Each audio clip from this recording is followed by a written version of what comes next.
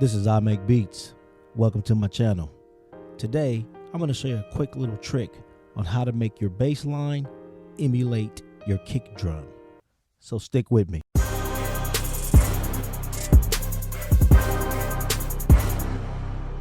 All right, as you can see, I moved the flagship out the way once again. Today, we're going to rock on the MPC-1. All right, so I'm going to play a quick little sequence that I just put together so you guys can just hear what we're working with.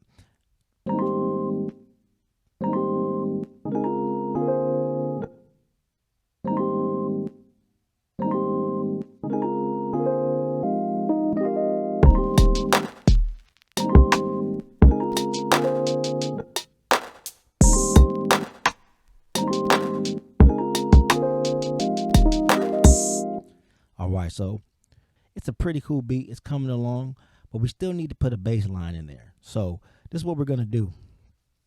All right, so we're going to go into the grid, and A1 is my kick drum, okay? So then there's the pattern there on the screen. So what we're going to do here is we're going to zoom out just a little bit. I'm going to click A1 on the side here, and it highlights the whole grid for that row, A1. So we're going to hold shift.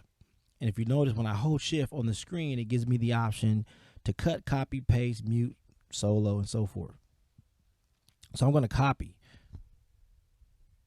All right, so I just copied what's on pad A, which is my kick drum. All right, so we're going to come out, go back to our main, and we're going to go. I've already labeled my tracks, so you may want to do that. It makes it easier. But so now my bass is on track 8.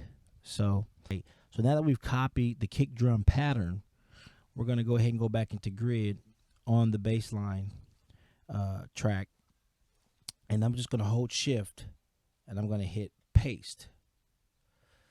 Now it just pasted that into my bass line grid. So now I'm going to hit transpose. But yeah, I can move it up and down on the grid. Now, what we want to do now, because right now it's still following the pattern of a kick drum, but what we want to do in each measure or each bar section, we want to start moving these values on different notes, okay? But our bass notes will play or trigger when the kick drum triggers. So let's see what we can do here. All right, so now what I did is I went on ahead and I transposed each individual piece of the kick drum sound on the bass track. So I moved each square to a different note, okay? So anyway, right now what I'm going to do is I'm going to go ahead and add more notes in between those kick drum notes because it's just not enough. But what this is doing is it's a foundation for your bass line to better emulate the kick drum or to trigger when the kick drum triggers. I think that's a better way of saying it. Just a tongue twister.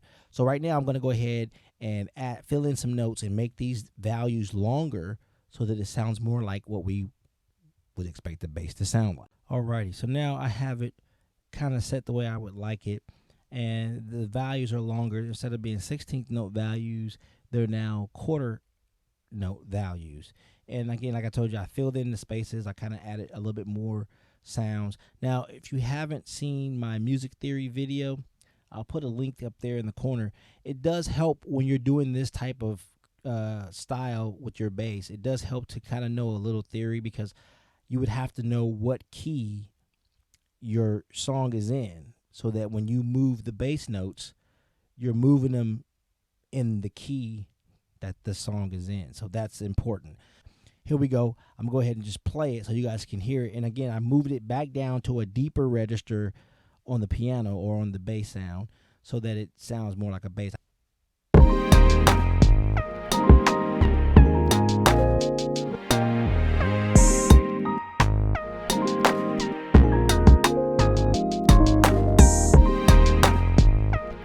And there you have it.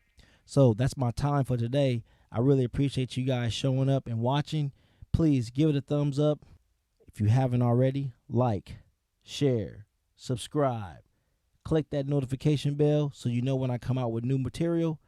Until next time, this is I Make Beats. Peace out.